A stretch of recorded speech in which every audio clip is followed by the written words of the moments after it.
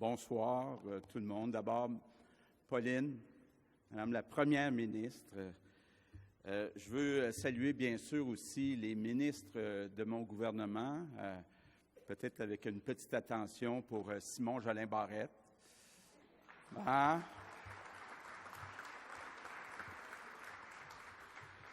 Je veux saluer aussi le chef du Parti québécois, Pascal, que j'ai vu, le chef du Bloc, Yves-François, la ministre fédérale, Mélanie Joly, la mairesse de Montréal, celle de Longueuil, tous les anciens parlementaires. J'en ai vu plusieurs là, en passant à travers la salle. Ça me fait tellement plaisir de vous revoir. On a eu beaucoup de plaisir à travailler ensemble. Ça me fait toujours quelque chose de spécial de vous revoir. Je veux bien sûr saluer les deux coprésidents. Puis quelle bonne idée, Pauline. Donc, Maxime et John Parisella. Déjà là, il y a un message fort. Il faut travailler ensemble. Donc, merci d'avoir accepté la proposition de Pauline. Et bien sûr, Danny. La dernière fois que je l'ai vu, c'était aux Deux Magots à Paris. Là. Donc, il est de voyage, il est de passage à Montréal avec ses phrases. Donc, les Français ne sont pas modestes, mais ils ont inventé l'imparfait. Il faut que j'essaie de la retenir, celle-là. Donc, tous les invités qui sont ici ce soir, je veux commencer d'abord pour remercier Pauline, d'abord de m'avoir invité, mais aussi pour ce qu'elle a fait à travers sa carrière comme députée, ministre, première ministre, maintenant comme présidente de la campagne de financement. Toujours, Pauline, tu as travaillé à défendre, à promouvoir notre langue commune. Je pense que ce soir, on te doit un gros merci, Pauline. Merci.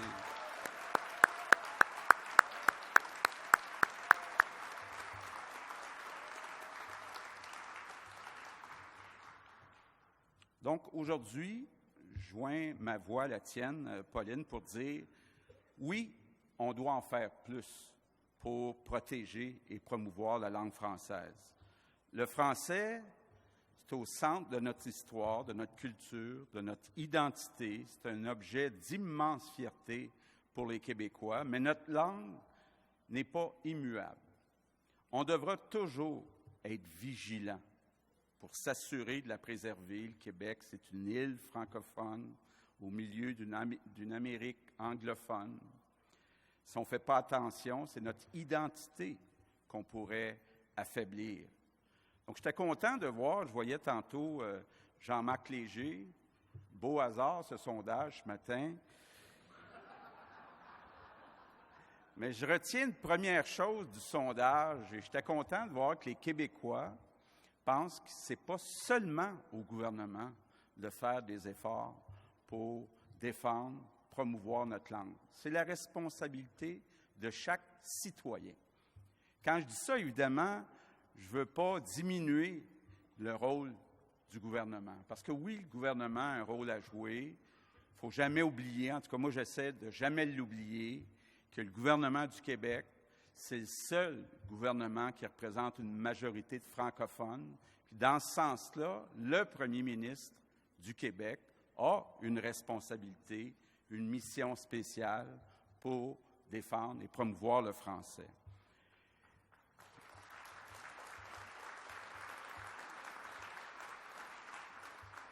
Au cours des dernières années, quand on a parlé d'identité, on a beaucoup parlé de laïcité.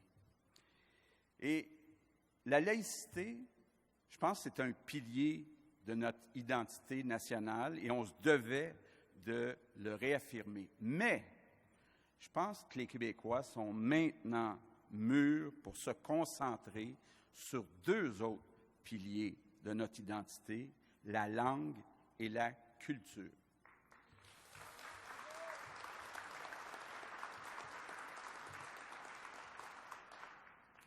En train de préparer le budget du printemps, là.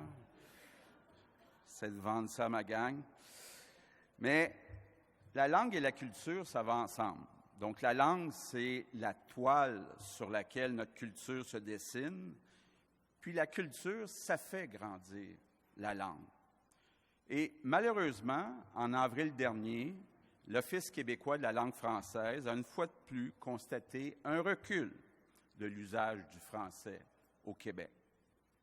Malheureusement, il ne faut pas avoir peur de le dire, de plus en plus, malheureusement, des commerces se tournent vers l'accueil en anglais ou ce qu'on appelle la fameuse formule « Bonjour, hi ». C'est beaucoup plus profond ce que ça symbolise, ce « Bonjour, hi ». Il faut y mettre fin, ensemble. Puis le gouvernement ne peut pas écrire des lois pour forcer les gens, mais les gens doivent comprendre qu'on a une responsabilité et que l'affaiblissement du français, si on se met ensemble, ce n'est pas une fatalité. Donc, on a encore le temps d'inverser la tendance, puis on a des leviers pour y arriver.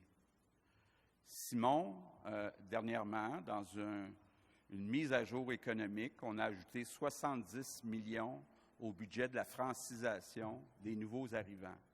C'est important, cette partie-là. Oui, rendre les cours disponibles pour les nouveaux arrivants. On a posé un autre geste aussi qui va dans le même sens.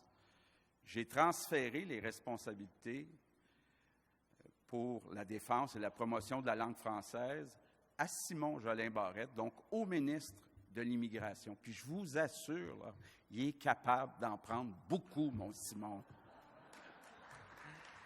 Je pense que ça va envoyer un message clair.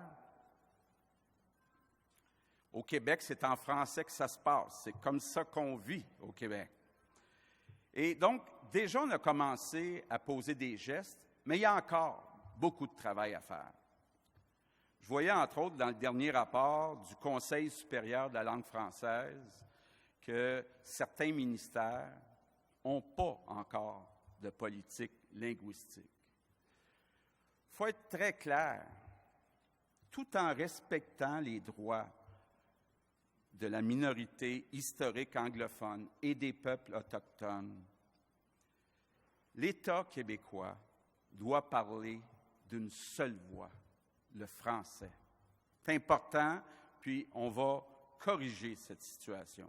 On va aussi entreprendre, puis je sais que Pauline, Nicole en parlent avec Simon, une grande campagne de valorisation du français, parce qu'il ne faut pas se contenter seulement de la faire survivre, mais il faut la faire vivre, il faut la cultiver, il faut lui donner une grande dose d'amour. Et il y a un message à passer aussi aux jeunes. Ce que j'ai moins aimé dans le sondage de ce matin, c'est que les plus jeunes regardent notre inquiétude à nous, les baby boomers, face à la langue française, un peu avec une certaine indifférence. Or, il faut que tous les Québécois, les jeunes et les moins jeunes, retrouvent la fierté de vivre en français. Il faut qu'on soit fiers de notre langue, parce que la fierté, c'est contagieux.